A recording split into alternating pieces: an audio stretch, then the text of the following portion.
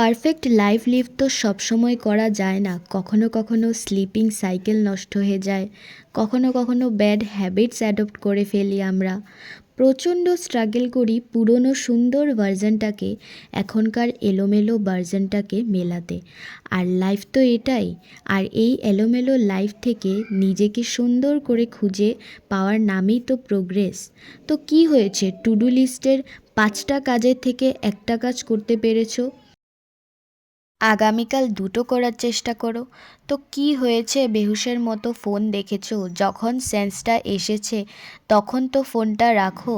আরে দোষটা তোমার না, ছোট ছোট পারফেকশনগুলোতে খোঁচা দেওয়ার মানুষ প্রচুর আছে, কিন্তু অ্যাচিভমেন্টসে অ্যাপ্রিসিয়েট করার মানুষজন নেই।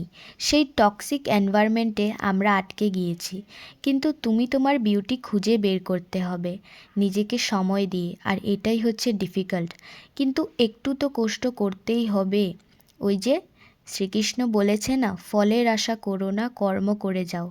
একদিন পেছন ঘুরে দেখবে, আরে এতটা এগিয়ে এলাম কি করে। আর এই ব্লগটা শুধু সবাইকে দেখানোর জন্য নয়, আমার নিজেরও জন্য।